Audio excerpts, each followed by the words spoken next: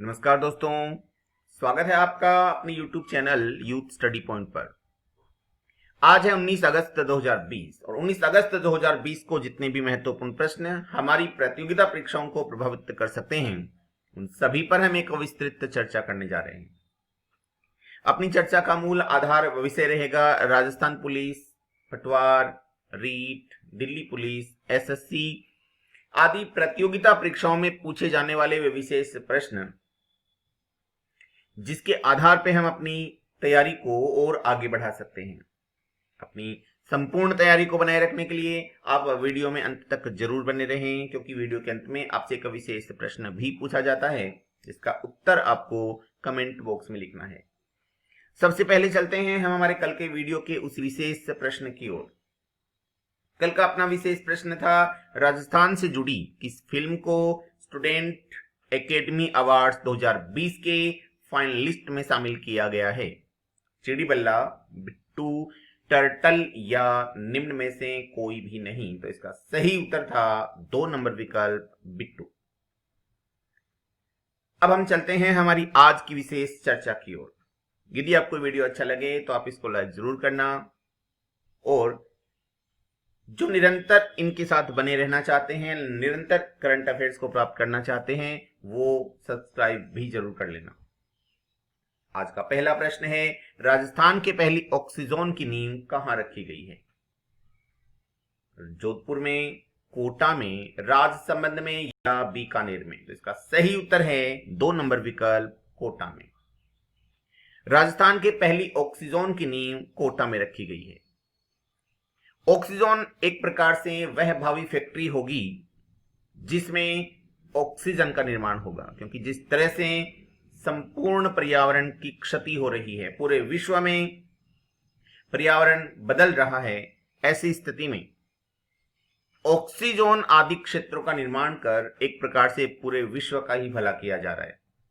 तो राजस्थान के पहले ऑक्सीजोन का निर्माण हो रहा है कोटा में। अभी क्या है इसकी विशेष चर्चा अपन करते हैं। तो मुख्यमंत्री अशोक गहलोत ने राजस्थान के पहली ऑक्सीजोन का शिलान्यास कोटा में किया है। 17 अगस्त 2020 को मुख्यमंत्री ने डिजिटल प्लेटफॉर्म से इसका शिलान्यास किया। डिजिटल प्लेटफॉर्म पे हुए इस कार्यक्रम की अध्यक्षता नगरीय विकास मंत्री श्री शांति धारीवाल ने की है। कोटा के इस ऑक्सीजोन में करीब 15,000 पेड़ लगाए जाएंगे, ऐसे पेड़ जो हमें भरपूर मात्रा में ऑक्सीजन दे सकते हैं। इस पर करीब 80 से 100 करोड़ रुपए का खर्च आएगा। जो कंपनी इसका निर्माण करेगी वो आगामी 10 वर्ष तक इसका रख रखाव भी करेगी। इसी की ओर चर्चा करें तो इसका क्षेत्रफल तकरीबन 86 एकड़ होगा। 86 एकड़ में ये ऑक्सीजन बनाया जाएगा। इस ऑक्सीजन में गुरुद्वारे, मंदिर, डिस्पेंसरी और बिजली विभाग के दफ्तरों के लिए भी 11 एकड़ जमीन सुरक्षित रखी जाएगी। शेष 75 एकड़ में इस ऑक्सीजन का निर्माण किया जाएगा। तो राजस्थान का पहला ऑक्सीजन तैयार हो रहा है कोटा में, और धीरे धीरे इसी प्रकार के ऑक्सीजन और भी बड़े बड़े शहरों के समीप तैयार किए जाएंगे। अब क्योंकि कोटा में किया जा रहा है तो हम कोटा की छोटी चर्चा करते हैं। कोटा की स्थापना कोटिया भील द्वारा मानी जाती है। कोटिया भील ने ही कोटा में नीलकंठ महादेव जी का मंदिर स्थापित किया था। कोटा वस्तुतः पहले बूंदी राज्य का एक हिस्सा था।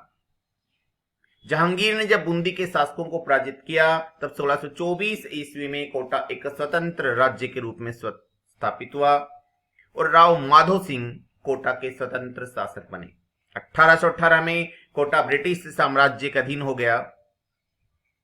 अब हम बात करते हैं इसके प्रमुख स्थलों की। तो राव माधो सिंह संग्रहालय विशेष दर्शनीय स्थल है।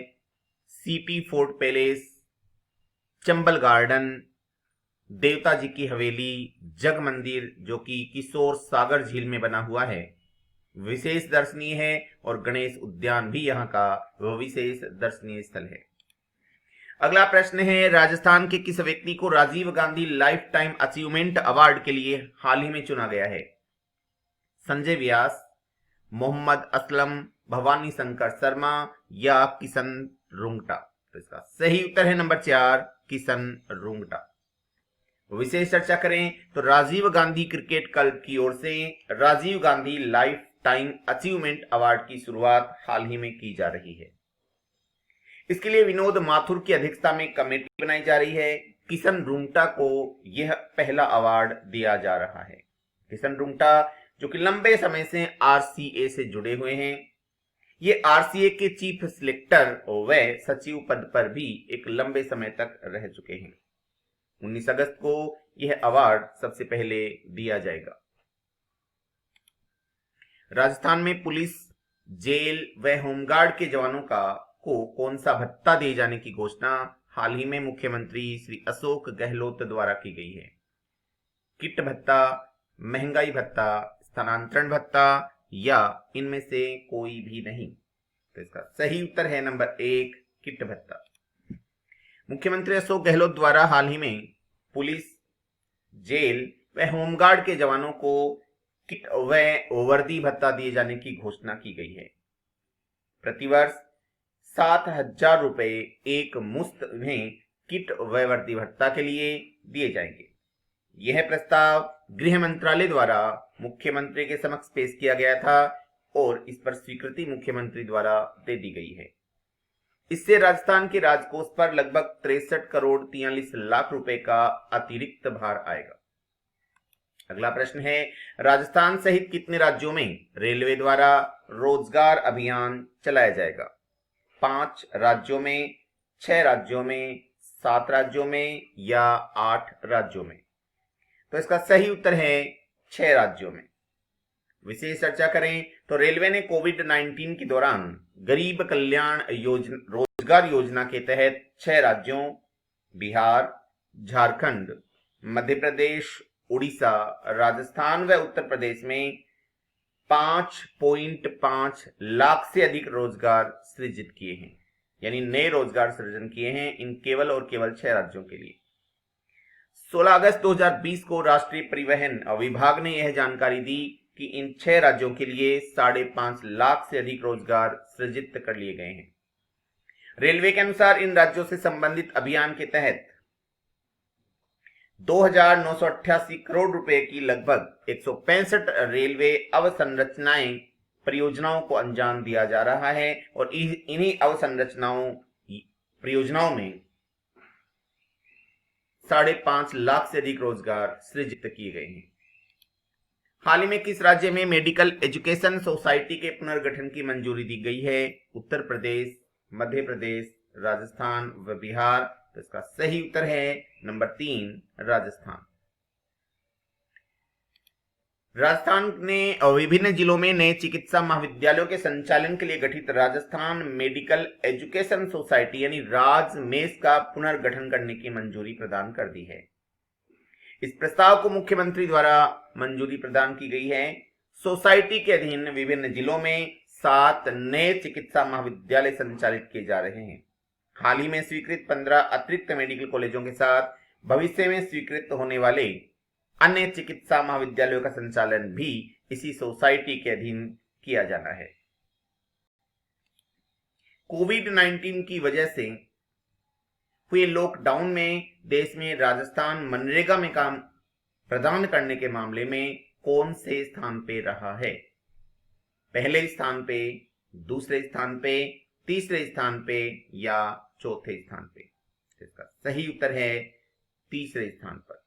विशेष चर्चा करें तो कोविड-19 की वजह से हुए लॉकडाउन में राजस्थान देश में मनरेगा में काम देने के मामले में तीसरे स्थान पर रहा है।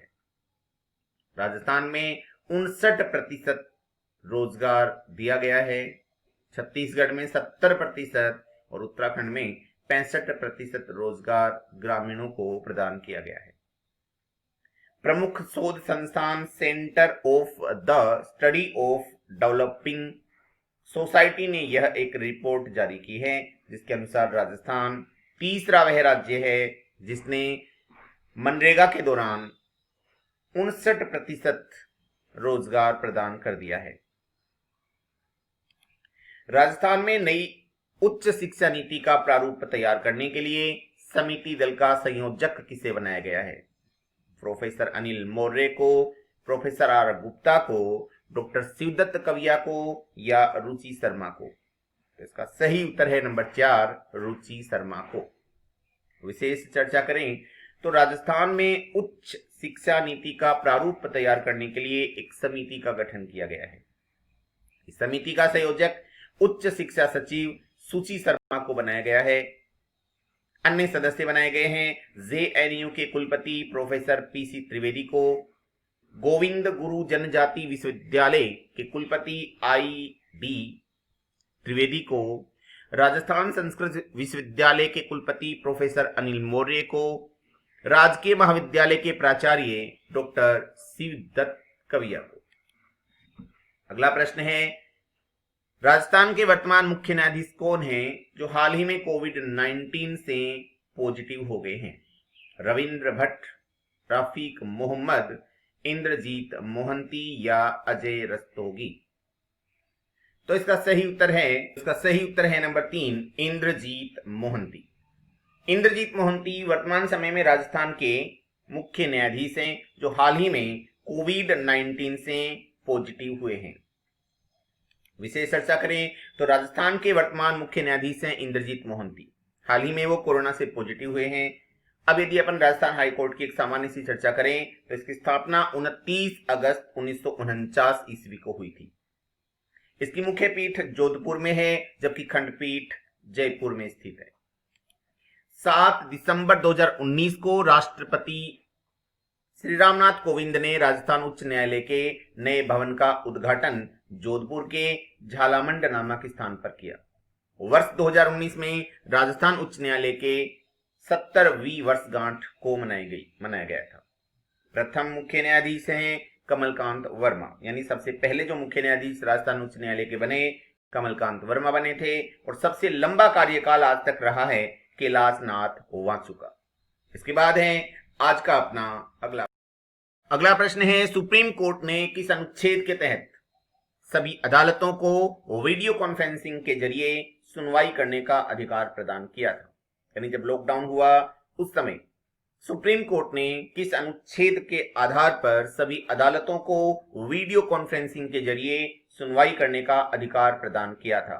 अनुच्छेद 141, अनुच्छेद 142, अनुच्छेद 143 या अनुच्छेद 144? तो इसका सही उत्तर है नंबर 2, अनुच्छेद 142। क्या है अनुच्छेद 142? उसकी यदि अपन चर्चा करें तो अगर सुप्रीम कोर्ट को लगता है कि किसी अन्य संस्था के जरिए कानून और व्यवस्था को बरकरार रखने के लिए किसी तरह का आदेश देने में देरी हो तो कोर्ट खुद उस मामले को में फैसला ले सकता है। अथवा अपन ये बात करें सामान्यतया तो कोर्ट का वह साधन जिसके माध्यम से वह जनता को प्रभावित करने वाली महत्वपूर्ण नीतियों में परिवर्तन कर सकता है, अनुच्छेद 142 के तहत है। इस अनुच्छेद का प्रयोग विशेष परिस्थितियों में किया जा सकता है। जब तक किसी अन्य कानून को लागू नहीं किया जाता है सरकार के द्वारा, तब तक सुप्रीम कोर्ट का आदेश ही सर्वोपरि आदेश होता है। इसी के तहत राम मंदिर के फैसले के समय मस्जिद के लिए 5 एकड़ जमीन अलग से देने का फैसला सुनाया गया था, जबकि उसकी कोई विशेष मांग रखी नहीं गई थी। सुप्रीम कोर्ट ने भोपाल गैस त्रासदी के समय भी अनुच्छेद 142 का प्रयोग किया था। अगला प्रश्न है, बीएसएफ के महानिदेशक हाल ही में कौन बनाए गए हैं? राकेश अस्थाना, के शर्मा, देवेंद्र कुमार पाठक या सुभाष चंद्र जोशी? तो इसका सही उत्तर है नंबर 1, राकेश अस्थाना। राकेश अस्थाना गुजरात कैडर के आईपीएस अधिकारी हैं और ये बहुत ज्यादा चर्चा में रहे हैं, विवादास्पद रहे हैं। अभी तक वे bureau of civil aviation and security BCAS तथा नारकोटिक्स कंट्रोल ब्यूरो NCB के प्रमुख पद पर तैनात थे। बीएसएफ मुख्य सिद्धांत है जीवन पर्यंत कर्तव्य और इसकी स्थापना 1 दिसंबर 1965 को हुई, जबकि मुख्य कार्यालय नई दिल्ली में स्थित है। अगला प्रश्न है, राजस्थान के किस जिले में चंबल रिवर फ्रंट का निर्माण करने की घोषणा हाल ही में मुख्यमंत्री द्वारा की गई है? जोधपुर, कोटा, राजसमंद या बीकानेर? इसका सही उत्तर है 2 नंबर विकल्प, कोटा। जयपुर में बने द्रव्यवती रिवर फ्रंट की तर्ज पर ही कोटा में भी चंबल रिवर फ्रंट का निर्माण करने की घोषणा मुख्यमंत्री द्वारा की गई है। 307 करोड़ रुपए की यह परियोजना तैयार की गई है। इसके अलावा 11 अन्य परियोजनाओं का भी शिलान्यास मुख्यमंत्री द्वारा किया गया है।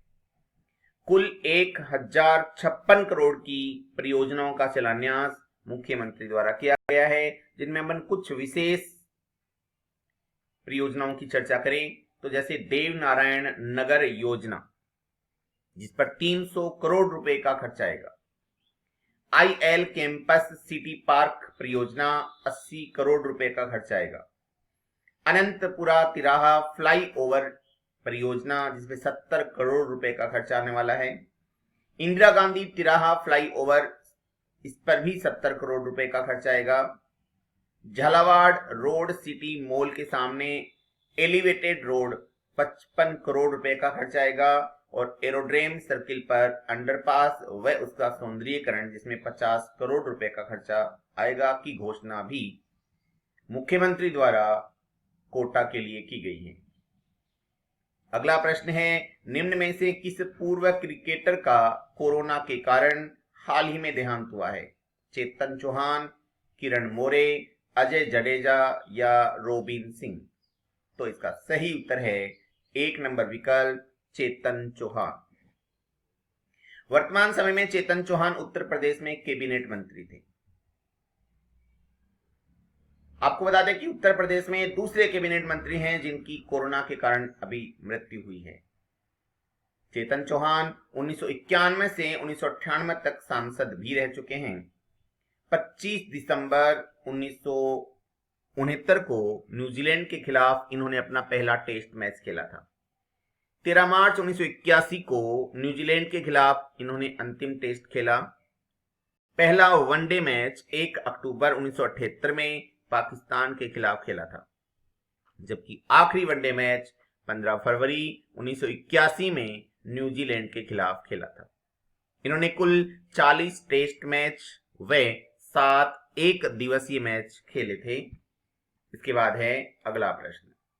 अगला प्रश्न है, ओरुनोडोई योजना किस राज्य द्वारा शुरू की गई है? असम, उड़ीसा, केरल या आंध्र प्रदेश? तो सही उत्तर है असम। असम की राज्य सरकार ने महिलाओं के वित्तीय सशक्तिकरण के लिए ओरुनोडोई योजना शुरू की है। इस मेगा योजना के तहत लाभार्थियों का जिलेवार चयन 17 अगस्त से शुरू हो चुका है। इस योजना को अक्टूबर 2020 से शुरू किया जाएगा। इस योजना के तहत 17 लाख गरीब परिवारों को हर महीने 830 रुपए प्रदान किए जाएंगे। इस योजना के लिए सरकार द्वारा 280 करोड़ रुपए की राशि आवंटित की गई है। अगला प्रश्न है, हाल ही में पंजाब राज्य सरकार ने कितने करोड़ की पंजाब स्मार्ट कनेक्ट योजना शुरू की है? 80 करोड़ रुपए, 76 करोड़ रुपए, 92 करोड़ रुपए या 100 करोड़ रुपए? इसका सही उत्तर है 3 नंबर विकल्प 92 करोड़ रुपए। यदि अपन विशेष से चर्चा करें तो पंजाब राज्य सरकार ने 92 करोड़ रुपए पंजाब स्मार्ट कनेक्ट योजना शुरू की, यानी 92 करोड़ रुपए से पंजाब स्मार्ट कनेक्ट योजना का शुभारंभ किया है। योजना के तहत 2017-18 के बजट में 100 करोड़ रुपए आवंटित किए गए थे। पहले चरण में सरकारी स्कूलों के कुल 1,74,015 12वीं कक्षा के छात्रों को लाभ मिलने की उम्मीद है, जो नवंबर 2020 तक पूरा हो जाएगा और एक बड़े विभाजन को पूरा करने में मदद करेगा, जिससे ऑनलाइन या डिजिटल शिक्षा के लिए सस्ती पहुंच से छात्रों की बाधा दूर हो जाएगी। यानी ऑनलाइन और डिजिटल शिक्षा के लिए जो समस्याएं विशेषकर लैपटॉप, मोबाइल आदि की छात्रों के सामने आ रही हैं, वो दूर हो जाएंगी, क्योंकि पंजाब स्मार्ट कनेक्ट योजना के तहत 12वीं स्तर के छात्रों को स्मार्टफोन या लैपटॉप प्रदान किए जाएंगे। अब है आज का विशेष प्रश्न। आज का विशेष प्रश्न है, राजस्थान का कौन सा अभयारण्य ग्रेटर फ्लेमिंगो के कारण चर्चा में बना हुआ है? ताल छापर, सीता माता अभयारण्य, सरिस्का अभयारण्य या चंबल अभयारण्य? इसका उत्तर आपको कमेंट बॉक्स में लिखना है। कल पुनः चर्चा करेंगे, तब तक के लिए जय हिंद।